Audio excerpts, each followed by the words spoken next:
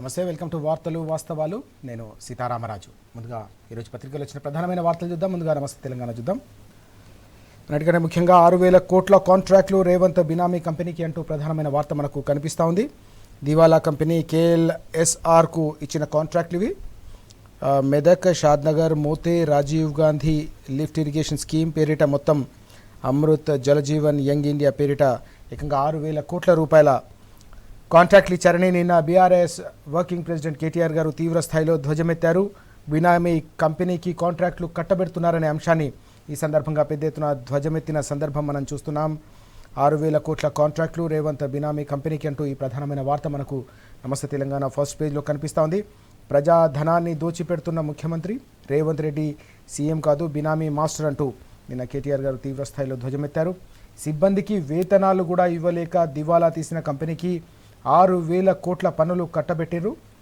KLSR company CM Revanth Reddy బినామీ company తీరుపై రాష్ట్రానికి supreme court notice. CBI, ED, SFIO విచారణకు ఆదేశాలు. దీనిపై వెంటనే విచారణ ప్రారంభించాలని కూడా కేటీఆర్ గారు డిమాండ్ చేసిన అంశాన్ని మనం చూస్తూ ఉన్నాం. అప్పటిదాకా సంస్థ కార్యకలాపాలు పూర్తిగా నిలిపివేయాలని చెప్పేసి కూడా ఈ సందర్భంగా డిమాండ్ చేశారు.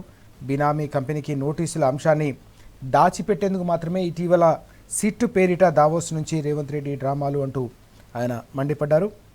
కంపెనీని బ్లాక్ లిస్ట్లో పెట్టి కాంట్రాక్టులు రద్దు చేయాలని కూడా ఈ సందర్భంగా కేటీఆర్ గారు డిమాండ్ చేసిన అంశం.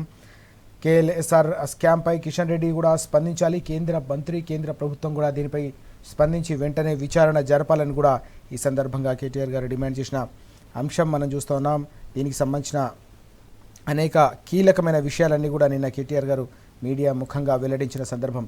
ఇప్పటికే సింగరేణిలో జరిగిన బొగ్గు కుంభకోణానికి సంబంధించిన వ్యవహారం తెలంగాణను కుదిపేస్తున్న ఈ తరుణంలో మరో వ్యవహారం కూడా తెరపైకి వచ్చిన నేపథ్యంలో ఇది చర్చనీయాంశమవుతున్న పరిస్థితి కనిపిస్తుందంటూ ఈ వార్త మనం చూస్తూ ఉన్నాం. నిన్న కేటీఆర్ గారు వెల్లడించిన, వెలుగులోకి తీసుకొచ్చిన ఈ మరో కుంభకోణానికి సంబంధించి నిన్న పెద్ద ఎత్తున ఈ వార్త ఈరోజు పత్రికల్లో కూడా ప్రధానంగా కనిపిస్తూ ఉంది. ఆ అంశానికి సంబంధించిన సమగ్రమైన వివరాలు కూడా మనకు ఇక్కడ కనిపిస్తూ ఉన్నాయి. అలాగే మరో కీలకమైన వార్త కూడా మనం చూస్తున్నాం. ఫిరాయింపు ఎమ్మెల్యే సంజయ్కి క్లీన్ చిట్. ఆయన కాంగ్రెస్లో చేరినట్టు ఆధారాలు లేవు. బీఆర్ఎస్లో ఉన్న, కాంగ్రెస్తో పనిచేస్తున్న జగిత్యాల ఎమ్మెల్యే సంజయ్ వెల్లడి. స్పీకర్ నిర్ణయంపై సర్వత్రా విస్మయం. కడియంపై విచారణ 19కి వాయిదా అంటూ ఈ వార్త ప్రధానంగా కనిపిస్తోంది. అయితే దీనిపై కేటీఆర్ గారు తీవ్ర స్థాయిలో ధ్వజమెత్తిన అంశం కూడా కనిపిస్తుంది. స్పీకర్ గారి తీరు రాజ్యాంగానికి గొడ్డలి పెట్టులా ఉంది, ఇది ప్రజాస్వామ్యాన్ని ఖూనీ చేయడమే అంటూ నిన్న కేటీఆర్ గారు తీవ్ర స్థాయిలో ధ్వజమెత్తారు. వరుసగా అనర్హత పిటిషన్లకు సంబంధించి, ఫిరాయింపు ఎమ్మెల్యేలకు సంబంధించిన వ్యవహారంపై వస్తున్న నిర్ణయాలు ఏవైతే ఉన్నాయో ఇవన్నీ కూడా ప్రజాస్వామ్యానికి ఖూనీ చేసేలా ఉన్నాయి. రాజ్యాంగాన్ని పట్టుకొని ఫోజులు కొట్టే రాహుల్ గాంధీ దీనిపై సమాధానం చెప్పాలి. ఓవైపు రాజ్యాంగాన్ని పరిరక్షిస్తానని చెప్తూనే అందులోని కీలకమైన అంశాలు, గతంలో రాజీవ్ గాంధీ గారు తీసుకొచ్చిన చట్టాన్ని కూడా తూట్లు పొడుస్తూ ఉంటే ఏం చేస్తూ ఉన్నారని చెప్పి నిన్న సూటిగా ప్రశ్నించిన అంశం కూడా ప్రధానంగా కనిపించింది. అలాగే ఏ పార్టీలో ఉన్నావో తెలుసుకున్నావు, ఇందుకు సంతోషం అంటూ కాంగ్రెస్